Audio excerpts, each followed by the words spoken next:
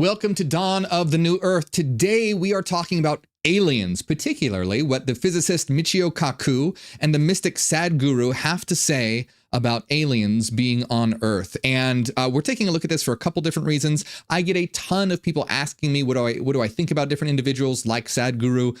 And so I think it would be a good time to actually just do a reaction video and see what these individuals have to say. Now I do like Michio Kaku. I know some of the stuff that Kaku talks about, and I do enjoy some of his videos. Sadhguru, I'm not very familiar with. So we will see. I don't really have too much of an opinion on that person, but we will see. So we're talking about aliens specifically, and I want to remind you that I have a very specific view about aliens, and we're going to see what these individuals have to say, but I just want to give you my quick view on this as we go in. Is that when I think of aliens, I don't think of them as little green men in spaceships. I think of them as interdimensional entities. So we can really think of like different tiers of aliens. And so most people are thinking of aliens as, you know, that have bodies like ours and live on some distant planet and live in space, you know, have spaceships and rocket ships and go zipping around and stuff like that. But what I'm really talking about here is that when a species reaches an extremely high level of evolution, and I talk about this in my book, Cosmogenesis.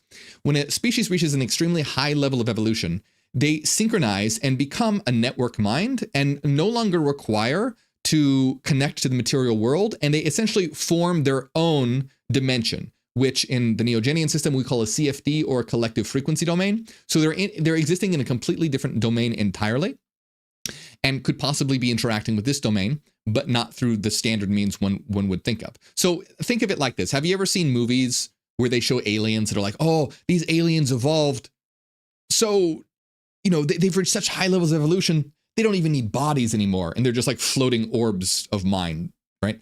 That's not exactly what I'm talking about, but to give you something to picture, kind of like that. They've evolved to a point where they don't need physical bodies. They're not even in this domain anymore. They've formed a collective, and they have created their own dimension, their own universe, what we call a CFD, where they inhabit there, and then they can interact in this domain likely through mind, through consciousness. So anyway, I'm curious to see what Michio Kaku and all of them have to say about this. But let's just get started, and I'll give you my opinions as we go along. And just real quick, hey, if you're interested in my work, check out Neogenesis, Dawn of the New Mind, to understand how to reach higher consciousness rationally and know how to deconstruct all the brainwashing and cultural conditioning that's been instilled in you so you can be the master of your own mind. Check out my Spotify channel. Links to all that are in the description of this video. And become a member, hit the join button. You'll get access to my free PDF downloads of my notes on many different topics, as well as members-only videos. A lot of great stuff. Check it out. All right, enough of that. Let's actually get started here. I'm going to bring this up on the screen, and let's go. Let's see what they have to say. Do you think it's possible that we're the most advanced life form in the universe? Probably not. Well, not only probably not, I think it would be guaranteed not. There's no way that we are the pinnacle of evolution. I think it would be very silly to think that we are in any state. So anyway, I think that aliens in outer space don't use rocket ships. They don't use that rocket ships because they crash. They have problems with gamma rays, radiation, food.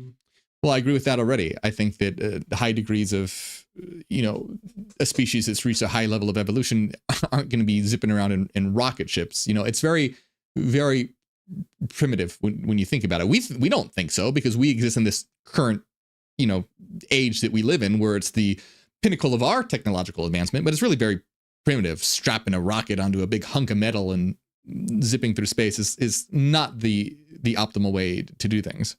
Food, whatever.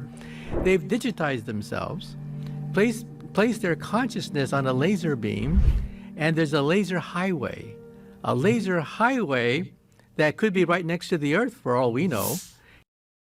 That's a really interesting idea. So I like Michio Kaku. He's a very outside the box thinker, seems pretty open-minded. I like him. So this is an interesting idea. So he's saying that they're not zipping around in rocket ships, that aliens have digitized themselves and placed themselves into a beam of light and are traveling at light speed, basically through light, as digitized, I don't know, photons, or I don't know exactly how one would do that. But that's an interesting idea. I think that idea is much more interesting than the idea of what people typically think of aliens in rocket ships. So there's a couple things to think about here is, what does one mean exactly by digitize? And when we think of light speed as very fast, and light speed is very fast, but if you think about how vast the universe is, even light speed is not very fast. So what they're talking about, what Kaku is talking about right now, is actually very, very similar to a TV show. If anyone's seen Three Body Problem, I recently watched Three Body Problem. And in Three Body Problem, they talk about these aliens that are trying to come to Earth, but they're too far away. It would take a long time for them to reach Earth. So they essentially accelerated protons to near light speed levels to reach Earth in a shorter amount of time, in 4 years rather than 400, I think, or something like this. And they encoded, basically, long story short, they encoded certain information. I don't want to give it away, spoiler if you haven't seen it, but they encoded certain information on these protons, entangled them, and then increased their speed to near light speed, and then sent those to Earth. So this is kind of similar to what he's talking about. He's not talking about protons. He's talking about digitization, but kind of similar, actually. But here's the thing. So even light speed is very slow. I mean, it's not very slow. It's the fastest speed possible. But in terms of how big the universe is. So, for example, our galaxy, I think, is how big? Our galaxy is roughly. So just our galaxy is roughly 100,000 light years across. 100,000 light years across. And remember, a light year is how far light travels in a year. Okay, so basically, something at the speed of light to travel 100,000 light years would take 100,000 years. So light speed, while immensely fast, comparatively speaking, to the size of our universe, even to the size of our galaxy, is very slow. So I think the reason why I'm bringing this up is I think what Michio Kaku is saying is a huge step up from saying that they're just floating around in rocket ships, but they're using, they've digitized themselves in light and are traveling that way. I think that could be possible at some point. However, I do think that there's a level even higher than that, where they are in a completely different domain and are operating at the non-local level of reality. So, okay, so real quick, non-locality is related to quantum entanglement. And so what this means is, so when two particles are entangled, they can communicate instantly. So if you have particle A and particle B, and they're entangled, the state change in particle A will immediately be received by the cause a change in the state of particle B, immediately, with no time. Even if, so let's say they're on opposite sides of the galaxy. They're on opposite sides of the galaxy, it would still be instant.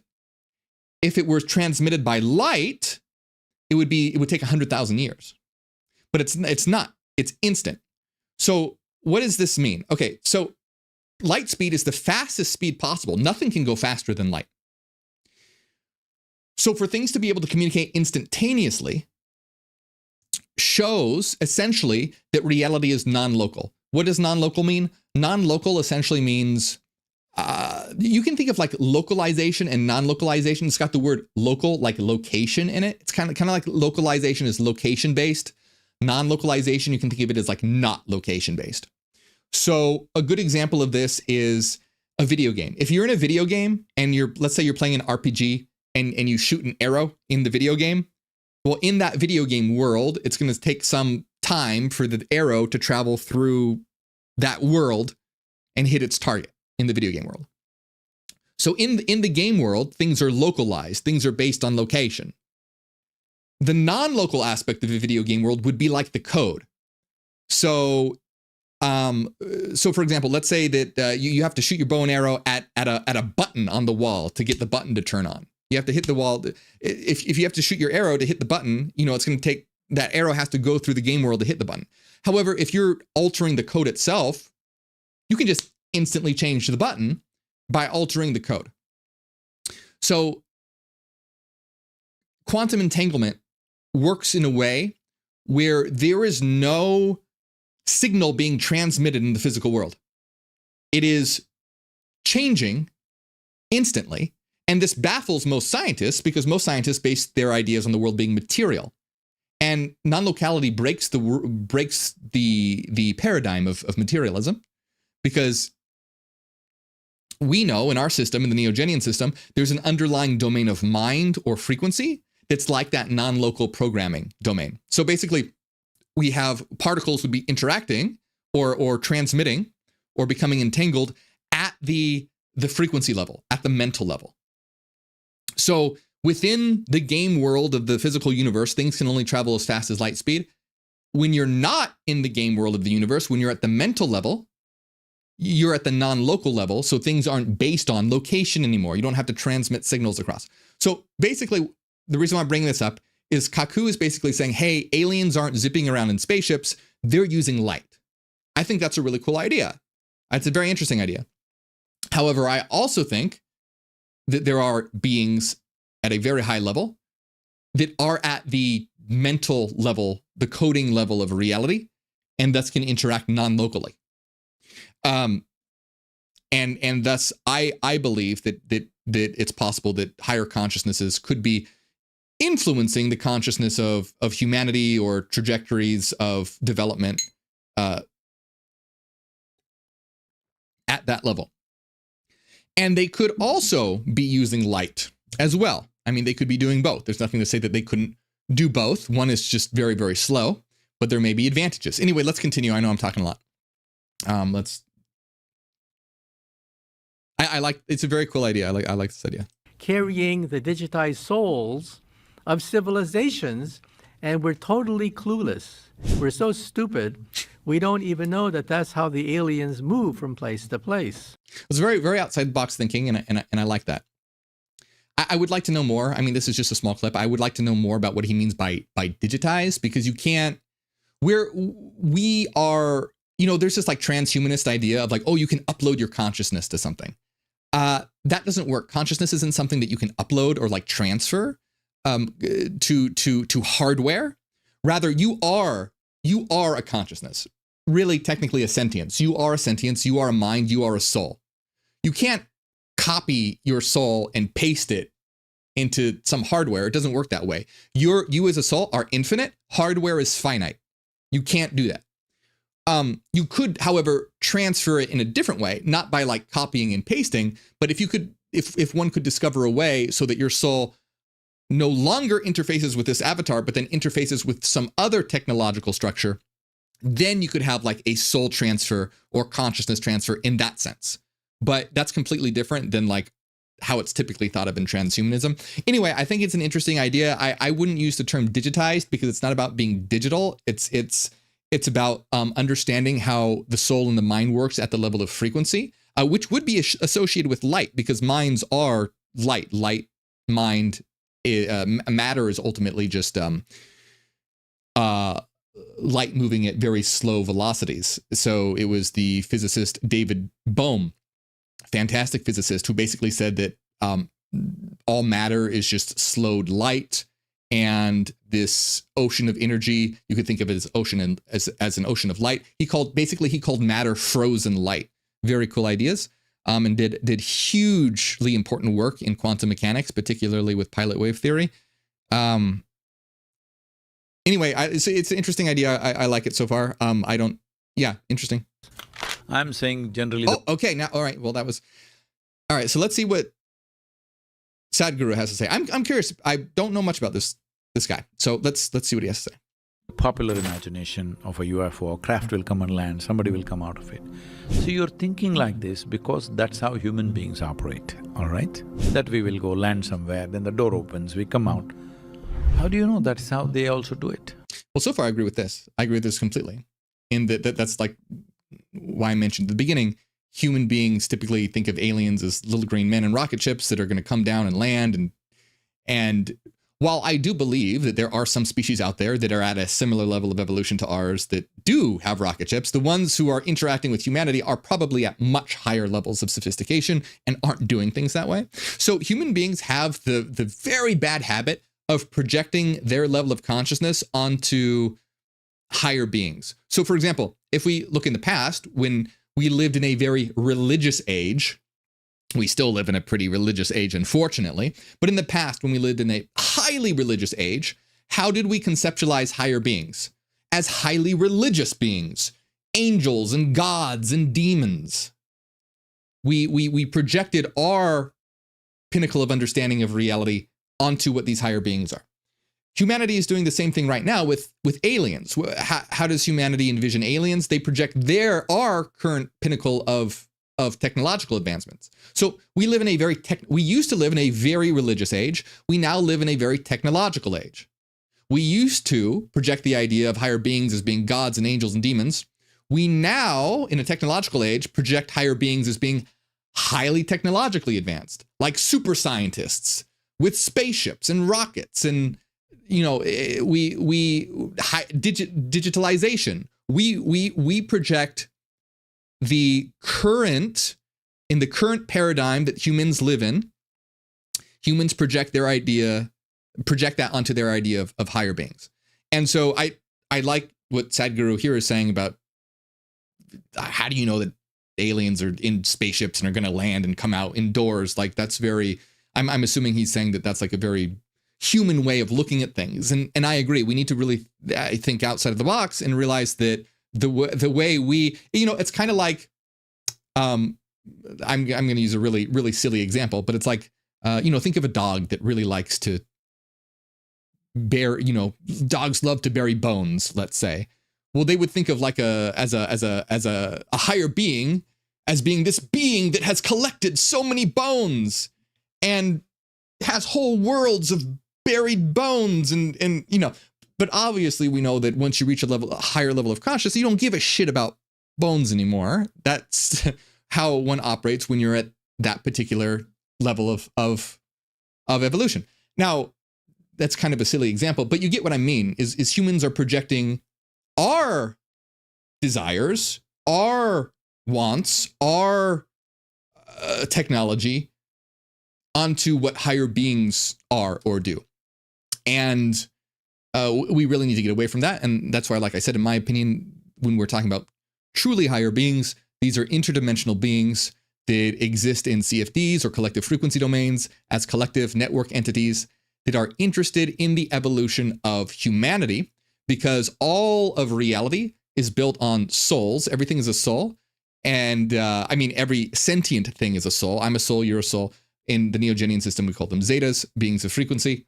And so when one reaches a certain level of think of it personally. Personally, when humans reach a certain level of higher consciousness, what do they usually do? They help others reach those higher levels of consciousness as well. They start, and this is in Maslow's extended hierarchy of needs.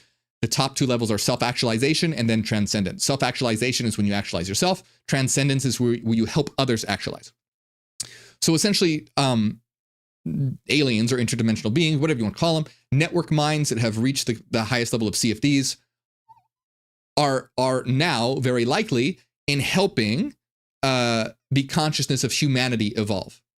And of course, this involves humanity learning how to actualize themselves and work together.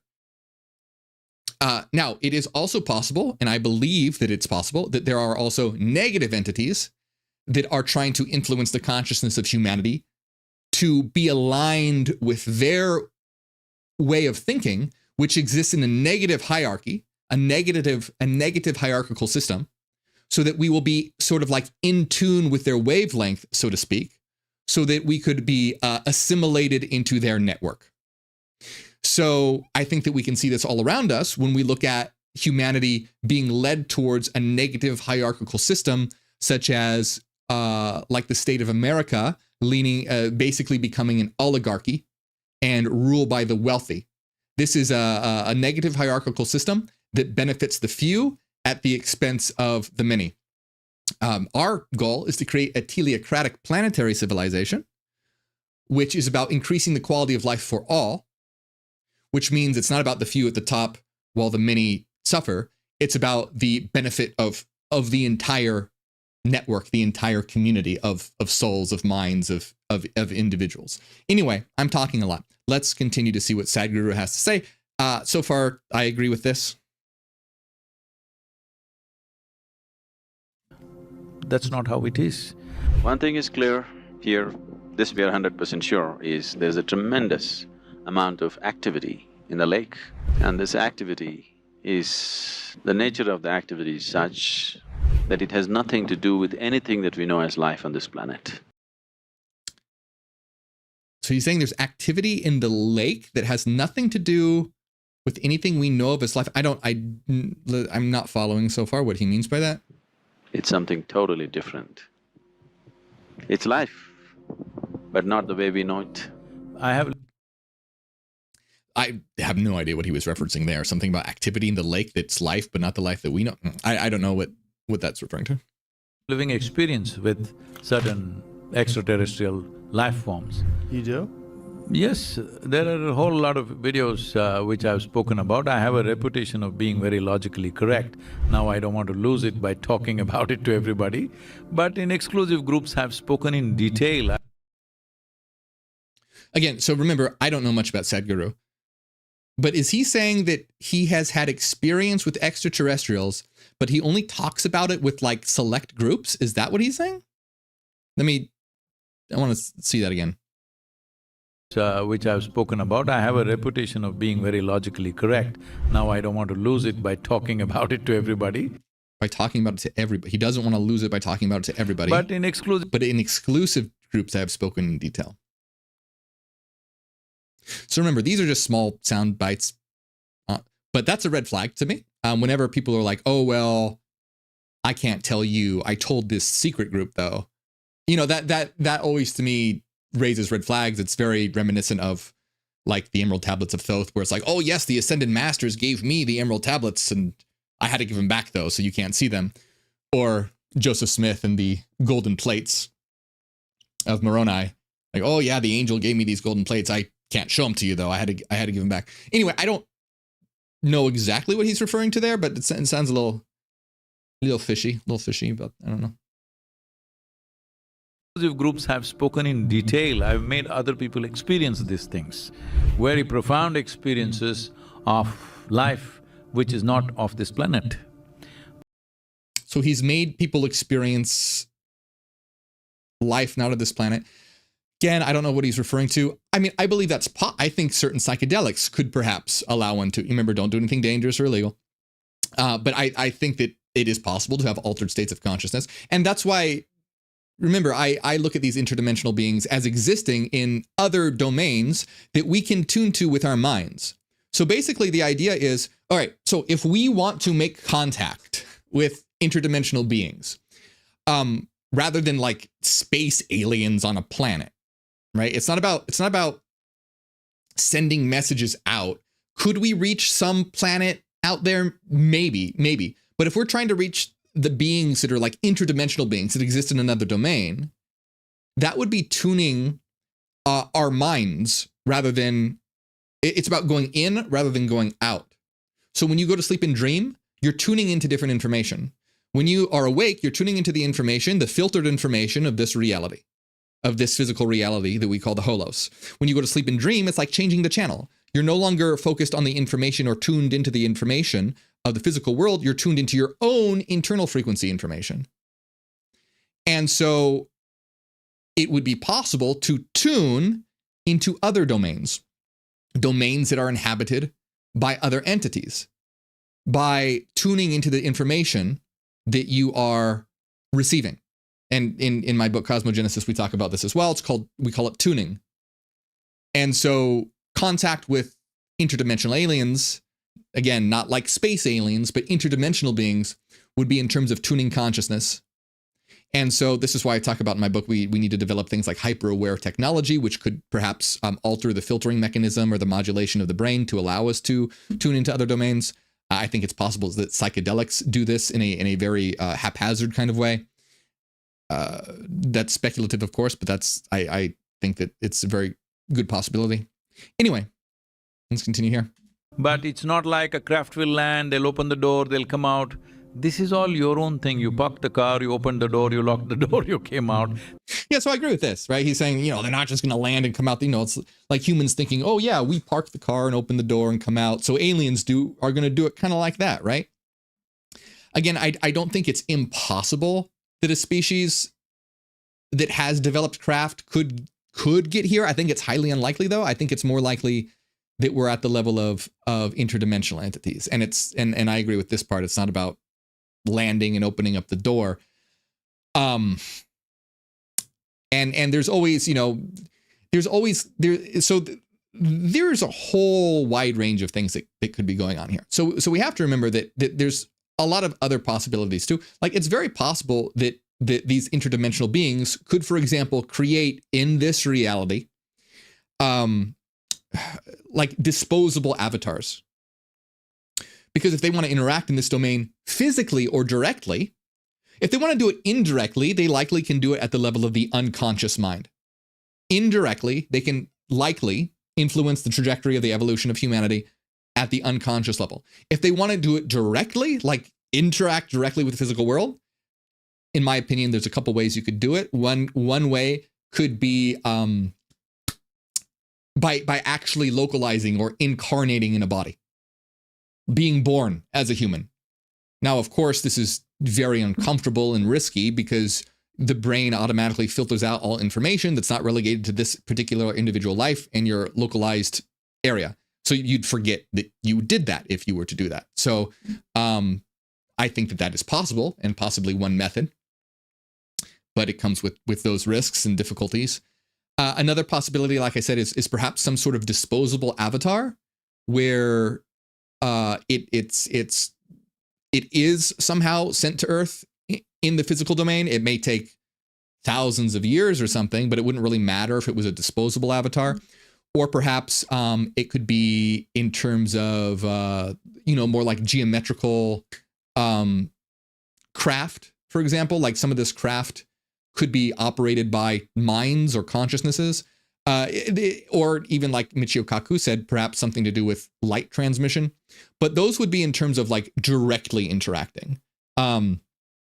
So I think that, like I said, there's two: directly and indirectly. Indirectly would be through the unconscious at the mental level, and directly would require some sort of way for them to link to this realm, whether that's a disposable avatar or some kind of geometrical form, or incarnating or localizing.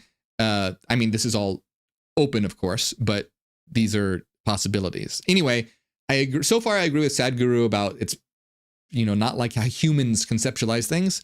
A little bit weird what he was talking about. I don't know what he's talking about with the lake and the water. Don't know what that was about. And also him saying that he only talks about certain things to special groups. I don't know what he's referring to there, but that's a little weird. This is your thinking, all right? It is not necessary other life should operate the way we operate. I agree with that. It is nothing like where we are. I agree with that. Something totally different. Agree. So people have seen things here and there. Some of it could be mistake, some of it could be exaggeration, some of it could be just total lies. But definitely some people have seen something, some people have experienced something. Agree. There's no denying, everybody will not be lying. There is no denying, it is there. Agreed. But we are thinking just the way we are, they will also be. All we can think is a little bigger ears, little bigger eyes, maybe 3 eyes instead. So I like this a lot. So far, I agree completely. It's very silly when people, oh yeah, the aliens, they have these depictions of aliens and they're like us, but they have scales, or they're like us, but they're blue, or they're like us, but they have 3 eyes. I'm sure that does exist somewhere out there. It's a big universe. But as far as the ones that have the ability, because it's going to take a very high level of evolution to be able to get to this planet. And there's also, also in cosmogenesis, I talk about something called the final cataclysm, also known as asymptotic burnout. And I don't have time to get into it right here, right now. But there is basically the possibility that it gets into why it's highly unlikely that aliens would arrive in a physical way, the way we imagine it, because of the necessary energy consumption that it would take. It would take like near infinite, and not infinite, but such a high degree of energy consumption that it seems like that would be highly improbable. And so basically this paper, I forget who wrote the paper. 2 individuals wrote the paper, highly intelligent people. I think they're doctors of some kind. And they wrote I highly recommend this paper. Just Google asymptotic burnout. I think homeostatic awakening and asymptotic burnout, I think it's called. And essentially he says this paper says that when a species reach a certain level of optimization, either they will go out and try and like conquer the galaxy, but then burn out because it requires too much energy, or they will focus inwards on the mind and mental explorations. And I think our species, if we don't nuke ourselves before them, will get to that level as well, where we have to decide, there's going to, of course, be those assholes who want to go out and conquer space, and then those who realize that the way to higher dimensions are through the mind.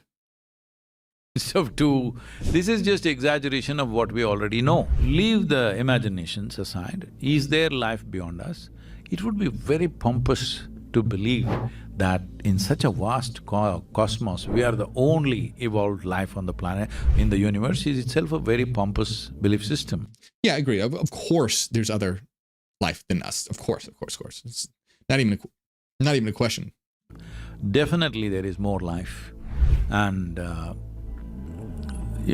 it is done… we've done things with it in the past. We've done things with it? Yes, we've done some experiments with such life. We've made people experience this very strongly. When you say we, who do you mean? Yeah, I'm curious about this. He's vague at some points in an odd way. Yeah. We as a group, we've done certain things with… What was it? Oh, I only talk to special groups, or we have a group have experienced certain things, or we as a group have done certain special things. That always raises very big red flags to me. Very big red flags to me. But let's see if he explains it. You? Yes. So how? Don't go into it. Why? Yeah, why not? Joe Rogan asks, why not? Yeah, why? Well, so far I was agreeing with a lot of what Sadhguru had to say. This is a little fishy, quite fishy to me, unless he has a very good explanation. Why not? I have a reputation of being very logically correct. Well, if you're logically correct about extraterrestrials, wouldn't that… He doesn't want to talk about it because he has a reputation of being very logically correct? What does that mean? Wouldn't that be beneficial to people that are hearing this? No. Why? See, our logic is related to our existence, the way we are made, all right? The way the existence is made doesn't fit into our logic. This is the biggest mistake that modern societies are making. You're trying to fit the… This is suspicious to me. So, yeah, the way that humans typically conceive of things is not how reality actually is. But that shouldn't prevent him from speaking about how it actually is. That's very suspicious, very sus. Existence into your logic. No, your logic has place in the existence. Existence cannot be… you can't fit it into your logic because your logic functions between binaries of 2. You and me have to be there for logic. The whole spiritual experience itself is not logically correct because the experience of life is beyond 2. There are no binaries in spiritual process. Okay, there's a lot to unpack here. I'm getting increasingly suspicious about this person. So he's basically saying that the way the universe works doesn't fit into logic because there are no binaries in spiritual processes. So a few things. First of all, even let's grant that that's true, that doesn't prevent him from talking about whatever this secret stuff is that he's… I hate all people… ooh, secret. I hate that mindset. Even if what he's saying is true, that doesn't mean that he can't speak about how things actually are. And just be like, no, I'm not going to talk about it. I only talk to my special people about it. No, that's very big red flag. Also, this idea that you can't logically understand it because there are no binaries in a spiritual process. All right, so this is like the difference between the Hegelian idea of reason and the Kantian idea of the understanding. So basically, the philosopher Kant said, hey, reason is broken because if you try and follow reason to certain logical contradictions, if you follow certain rational chains of thought, you run into contradictions. Kant said and he came up with something called the antinomies, which he tried to show, reason is broken because if you follow rational chains of thought, they lead to contradictions. And I forget what each one was, but they were things like, you can rationally conclude that reality is one and that reality is many. And so Kant would be like, well, that's a contradiction, so thus reason is faulty. And I think that Sadhguru is getting into something like this with about they're like, no binaries or something. But what Kant or what Hegel did, and Hegel directly responded to Kant and basically said, no, that is what was known as the understanding at the time. Basically, the human capacity for using reason to put things into categories and boxes. Hegel basically said, if you use the human tendency to put things in categories and boxes and use reason to do that, yes, you'll run into contradiction. But if you use reason itself, there's nothing wrong with reason because reason can resolve all contradictions. Meaning, for example, reality, we can prove that reality is one, but we can also prove that reality is many. So there's a contradiction. Hegel would say, no, there's no contradiction. Reality is one and many. There's no contradiction there. Reality is being and nothing. There's no contradiction here. And for those who might be familiar with Hegel, I'm explaining this in a very simplistic way because Hegel would actually consider like reality to be built on contradiction, but not the type of contradiction, not abstract contradiction. This would be in terms of his dialectical system of thesis, antithesis, synthesis, but I just don't have enough time to talk about all that right now, so I'm trying to explain it concisely. So let me give you a really easy example. Is that, for example, nothing and everything. One might think that like nothing and everything are contradictions, but you can actually equate the two. If you set 0 equal to all positive values and all negative values, then you have nothing that is equivalent to everything. So you have all these ideas that synthesize and cohere together in a perfectly rational way. This idea that like, Sadhguru is trying to say there's no binaries in the spiritual world. Like, if we're talking about reason itself is not a binary system. Reason itself is a fully complete and consistent system that is immensely beyond any sort of binary system. If you wanted to like even try to find anything binary about it, you could perhaps, point to like sine and cosine as being binary, but even that's a bit of a stretch because sine and cosine are actually synthesized as a circle. So it's not even a binary in that sense. There's a third thing. And also a cosine is just a transformation of a sine and vice versa. You can transform them. You can you can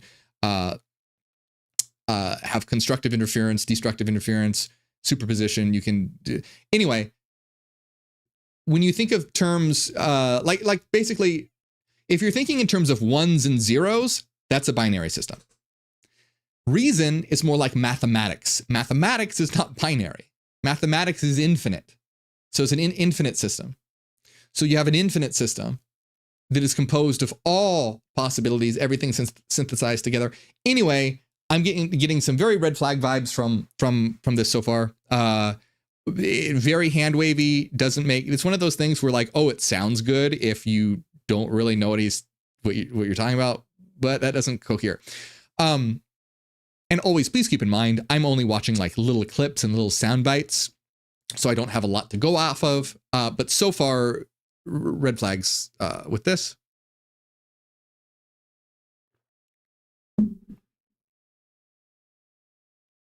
Always be suspicious of people like, oh, you can't know, you can't understand. Who does that sound like? Doesn't that sound a bit like God in the Garden of Eden? Oh, don't eat from the tree of knowledge because you'll die. Any system that's trying to like, knowledge is always so taboo.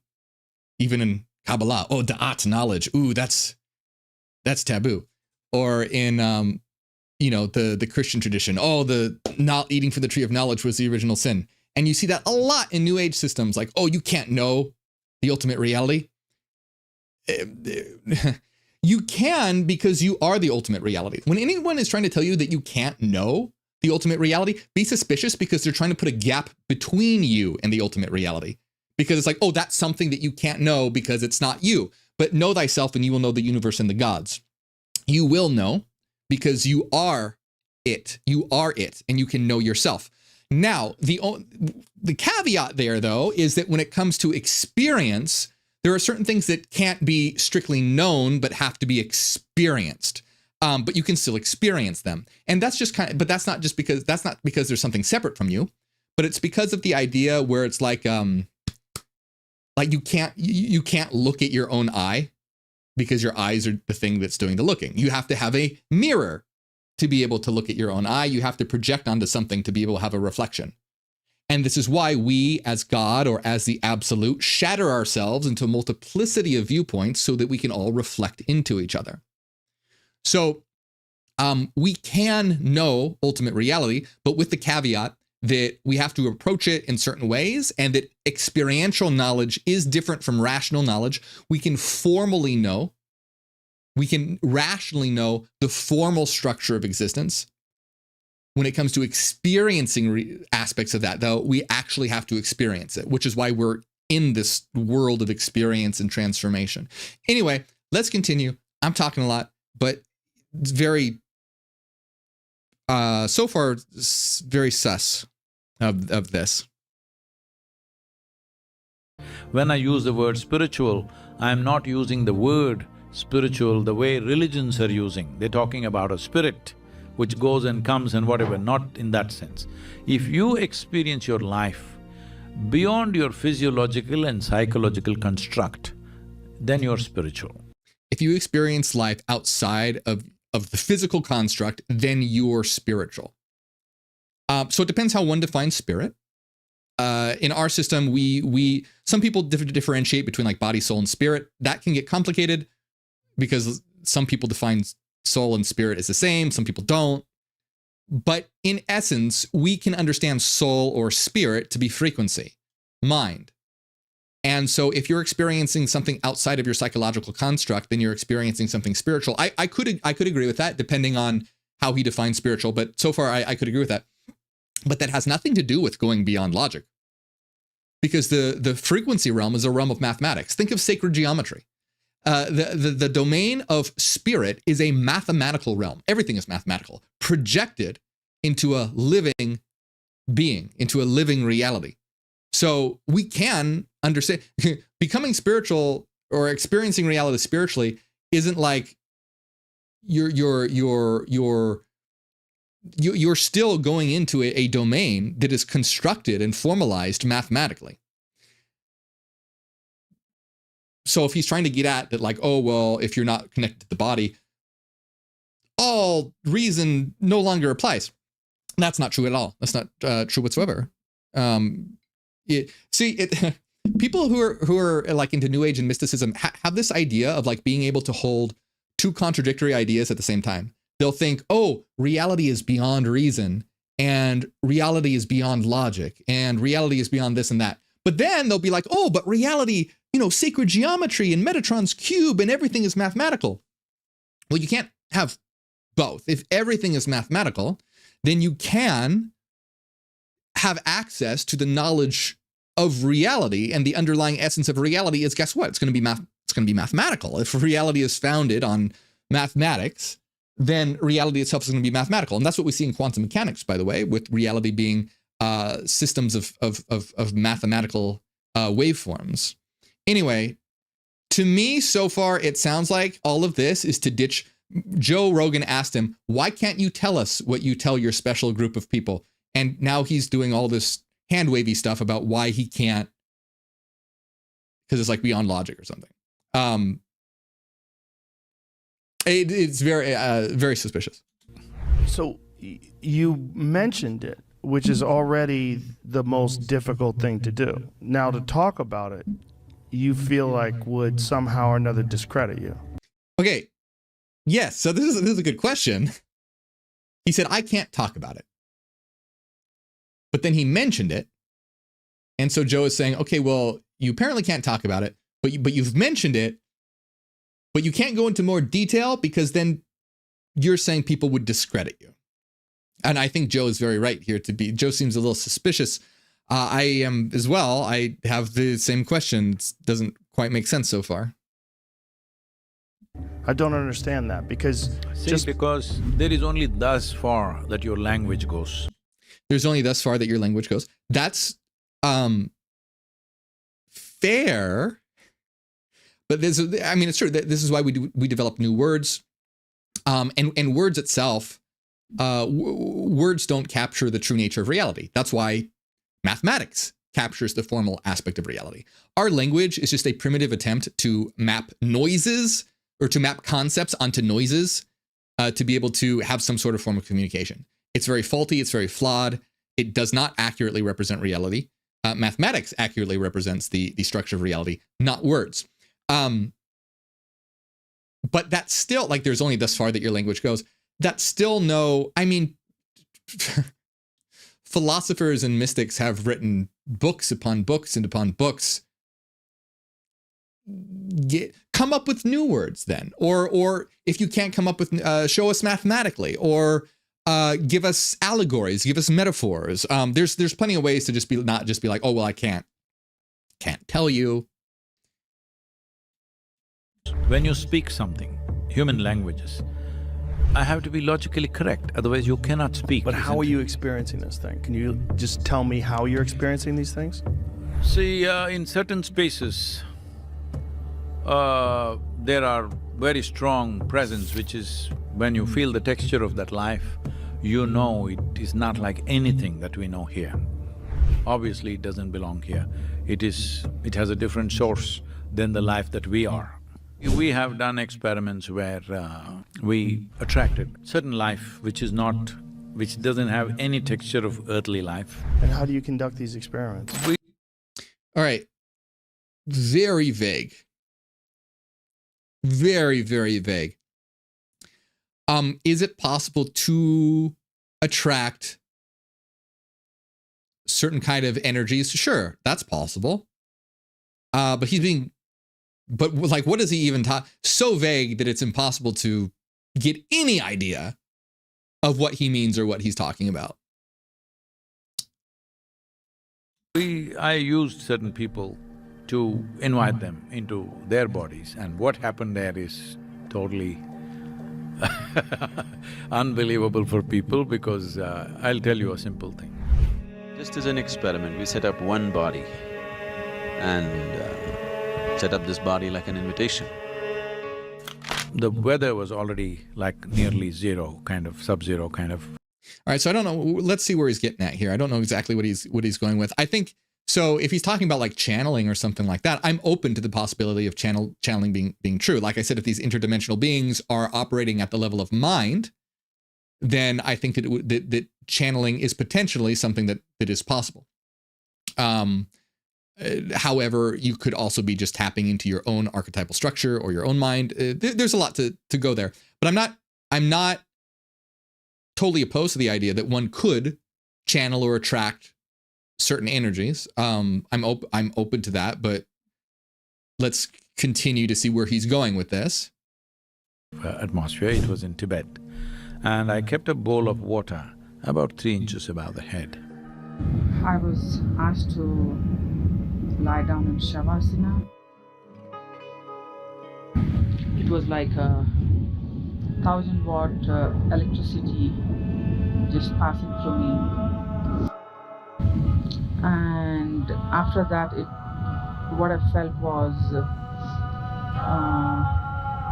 something was placed on my head. I really had no idea what it was, but it was extremely hot to the point of discomfort that was placed on my head. What's he doing to these people? He's putting hot shit on their head? What's going on?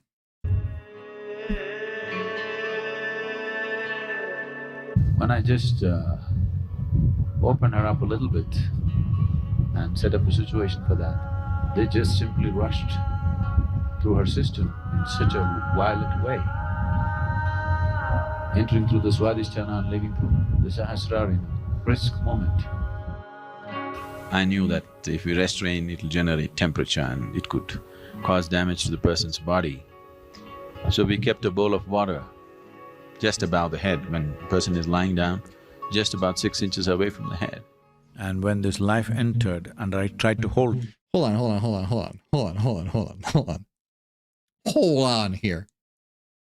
If I'm understanding this correctly, he's saying that he gets puts a person in a meditative state, a trance state, to attract a certain energy, and this energy can be so powerful that he puts a bowl of water next to their head to measure. I don't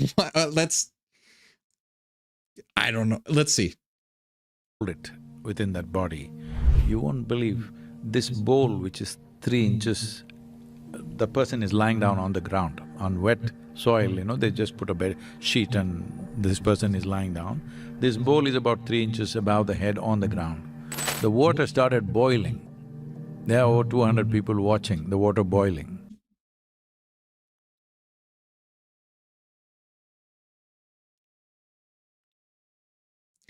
Hey guys, I don't know about this guy. Okay. So this energy that he attracted was so intense that the water started to boil.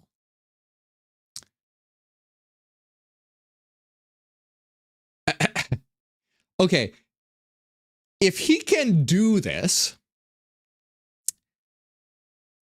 he needs to whip out his iPhone and take a little video of this here. Is there any video of this? Is this something that he can do? Can he only I have this joke when people come on. One time someone asked, could I fly? And I'm like, oh yeah, I can only fly, but when no one's looking and there's no electronic devices around because that disrupts my auric field or whatever. Obviously, I'm just kidding. But maybe he can't use phones because it'll disrupt. I am getting a lot of red flags about this person so far. Based on this. All right? Because it created so much heat, then I let it go because it could burn up the person, fuse out that person in some way. Because the moment it felt trapped, it created such heat. The water is actually boiling 3 inches away from the… Did you film this?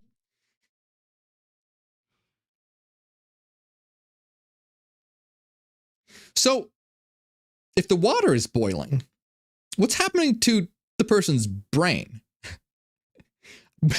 Because I'm assuming that if the water is boiling because of the intense energy that's in this person's body, would not their body also begin to have some pretty big problems if the heat is so massive that it's causing water to boil?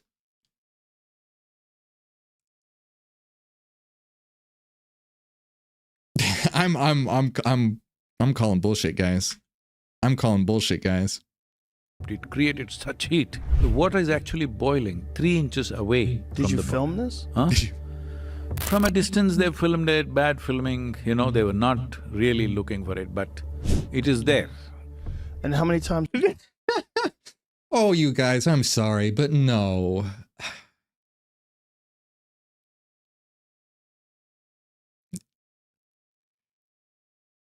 Oh, my God. They were not really looking for it, but it is there. And how many times has this happened? Source, trust me, bro. We did this about 2 times we did it properly, another time we did a mild one. After that, I thought I will go spend time there, which has never happened. And above all, it doesn't serve any purpose like that, you know. It doesn't serve a purpose to experiment? It is more to know, not it doesn't serve a purpose as to how you can use. I have… All right, so that's some bullshit as well. If you're like, oh, well, because if he said he did this multiple times, twice it worked really well, and one time I guess kind of well. So film it then, or do something. And if you're gonna be like, oh well, it's not about proving things, it's about, well then don't even then.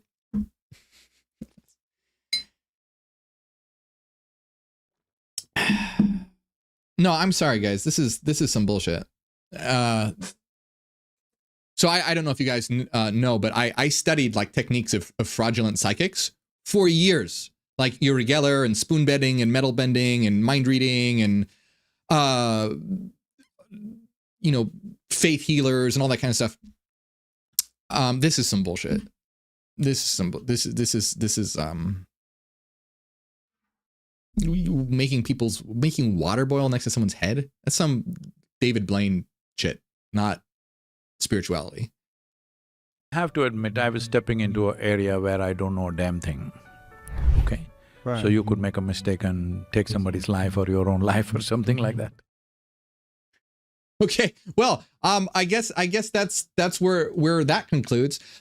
So I like what Michio Kaku had to say. I thought Michio Kaku had some very interesting things to say with regard to like traveling through light. I think that's really interesting. I like Michio Kaku. He has a lot of really interesting ideas that I agree with in terms of mathematics. Sadhguru, I liked what he said in the beginning about aliens not being how we typically imagine them to be, but things got off the rail really quick and I got some very red flag and sus vibes from him. Like this is really the most I've seen on him. So keep that in mind. I'm only seeing small parts, but I would be very skeptical of this individual. I didn't hear him say anything that's like mind-blowing. It was all pretty general, pretty basic stuff.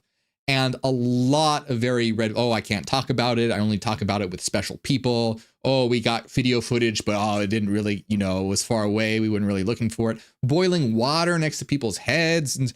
And this is all very red flag stuff. So I would be very suspicious of this individual just based on this. Obviously, if I were to like make a firm, you know, come to you guys with like, this is absolutely what I believe about this person, I'd want to see more, you know, about what they have to say, because you never know. But based on this has some pretty standard, typical red flags that you see with like manipulative secret societies or manipulative faith, you know, Joseph Smith, Maurice Doriel, or religious manipulation, or even like fake psychics or fraudulent faith healers. So yeah, I pretty standard, typical stuff. Yeah. So Michio Kaku, cool. Sadhguru said some okay things at the beginning. Then I would be highly suspicious of what this person has to say, but interesting nonetheless. By the way, what I would, and we got to talk about, you know, aliens and interdimensional beings, which is always interesting and fascinating to talk about. But what I want to know from you guys is if you like these reaction kind of videos or not. I've been kind of experimenting with doing these because a lot of people come to my channel and like, oh, what do you think about Sadhguru? Or what do you think about Bashar? Or what do you think about, I don't know, you know, multiple different people. And some of these people, I haven't really looked much into their work. So I thought maybe we could do some live reactions. Anyway, long story short, if you like this kind of thing, reacting to videos, tell me in the comments, let me know, because I always listen to what you guys have to say and to help me decide, you know, what content to create.